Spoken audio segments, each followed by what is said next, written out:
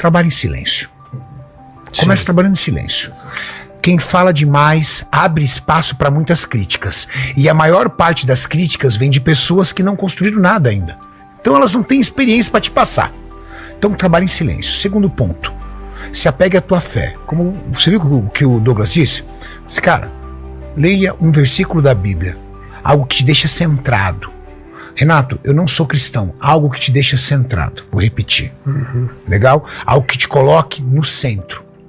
Segundo ponto, comece a repetir atos que conspire para o teu objetivo. Qual é o teu plano de vida?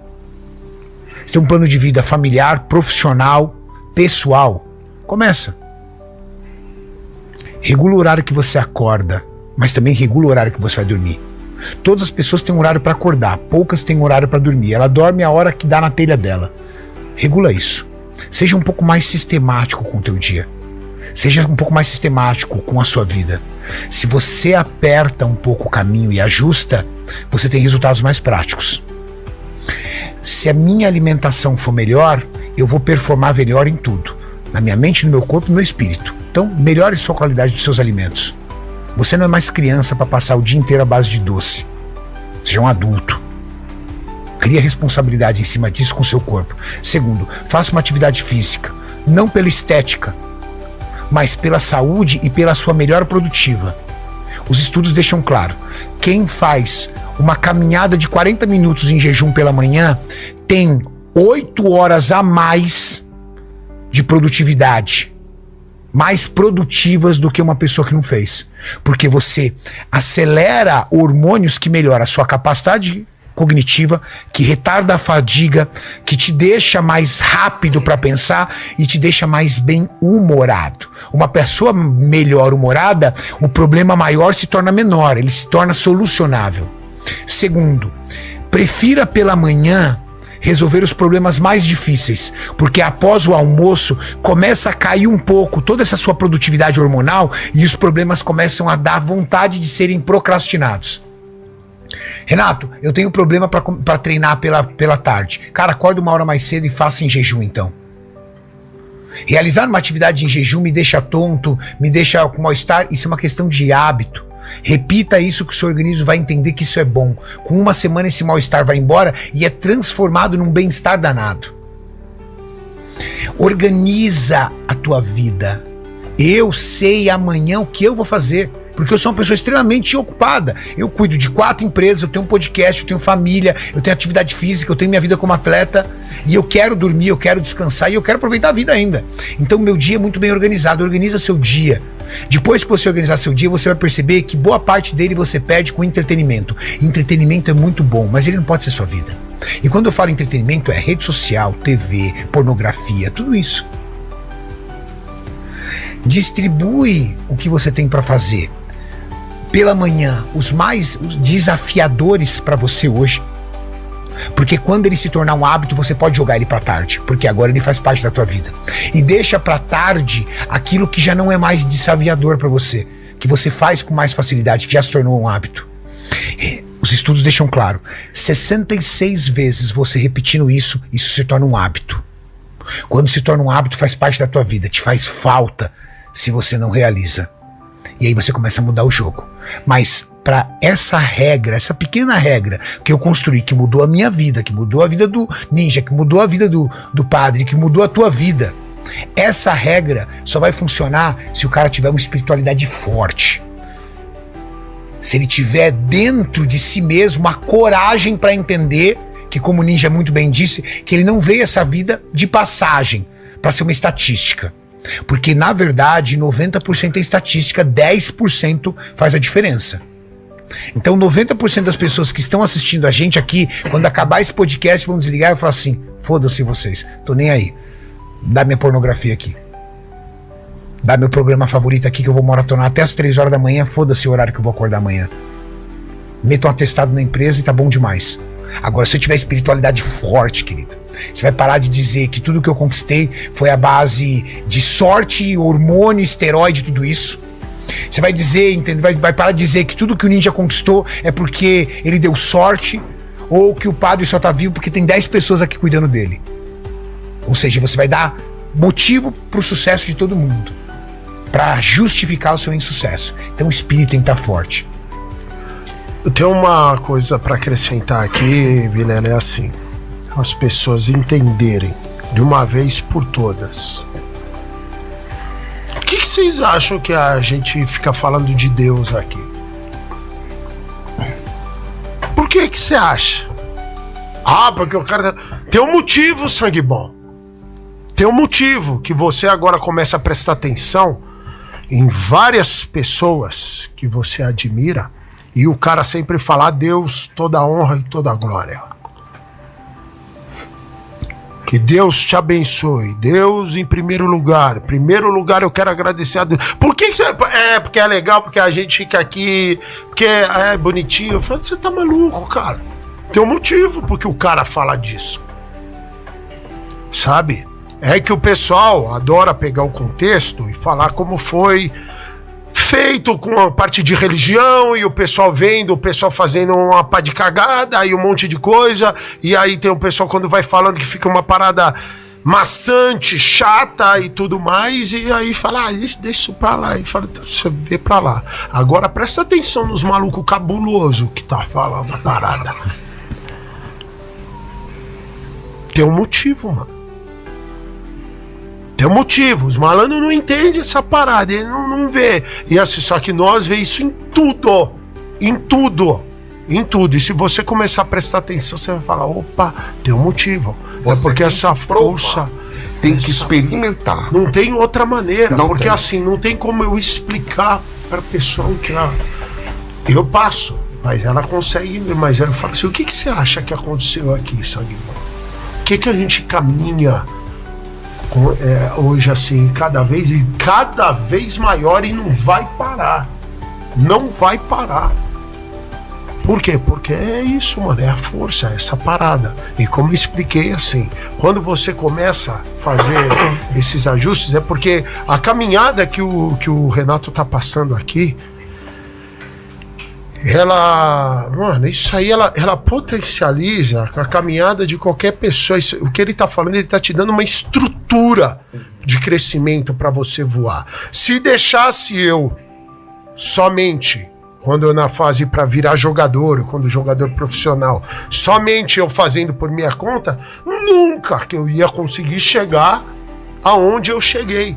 Se não tivesse o horário dos treinos, sabe, a disciplina, a parada, e você vai pra lá e vai fazer isso, e os horários da faculdade, os horários disso, e assim, alguém colocando nos eixos, mostrando a caminhada, sabe, porque aquilo potencializa de uma maneira extraordinária. Hoje, a minha caminhada, o que eu quero estar cada vez melhor, é com a organização. Porque isso aqui é organização. Se for que você começa a se organizar. E tinha uma frase da minha família, lá do meu pai americano, que ele sempre usava, que o Cariani vai gostar. Ele diz o seguinte, ele fala: Douglas Viegas, com planejamento existe improviso. Eu tô planejado. Pareceu uma oportunidade, eu posso. Viver no improviso não dá para planejar. Então agora eu fico refém.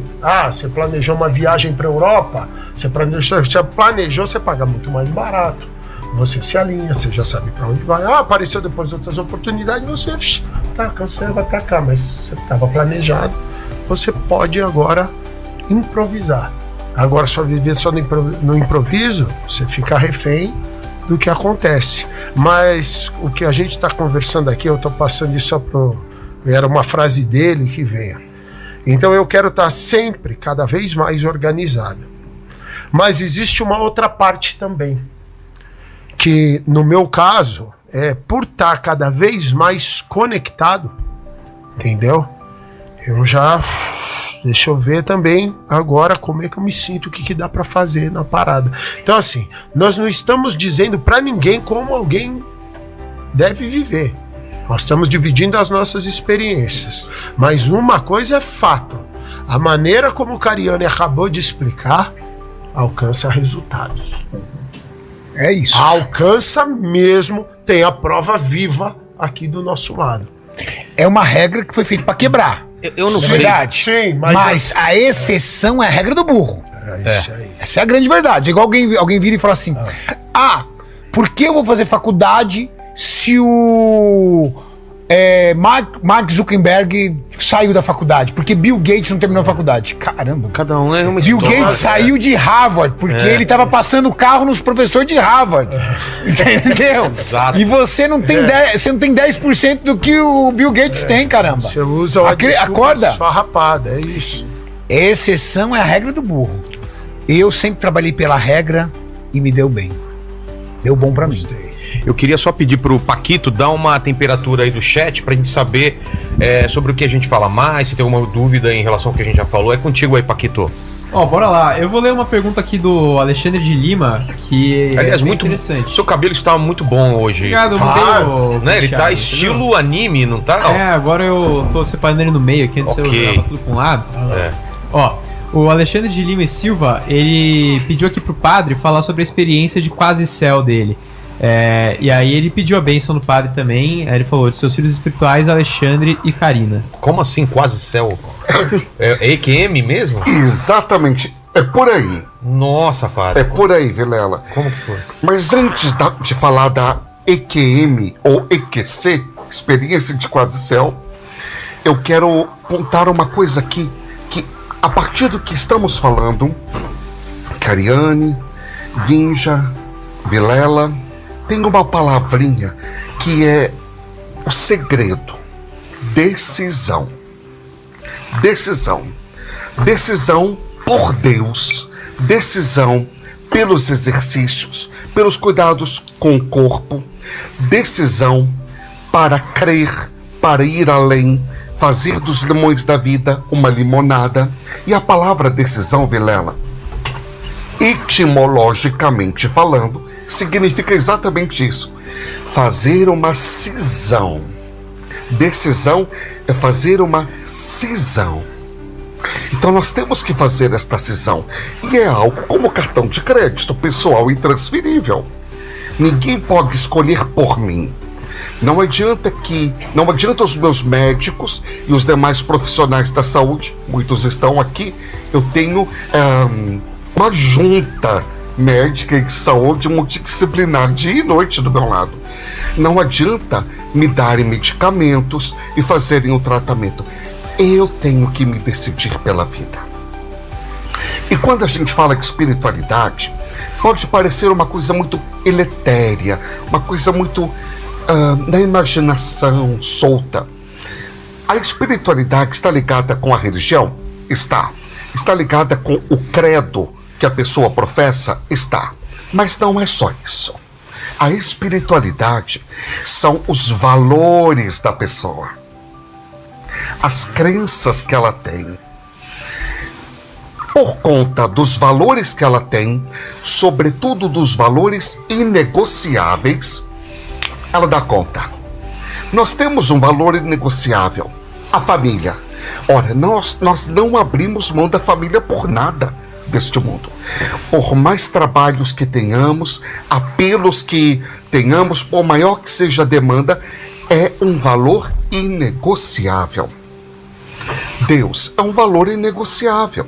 É uma pessoa inegociável.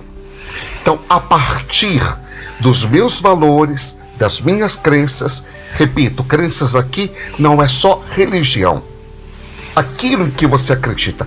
Eu acredito no exercício físico. Eu acredito que eu tenho uma força, que eu posso chegar lá, que eu sou melhor, que eu posso dar o melhor de mim.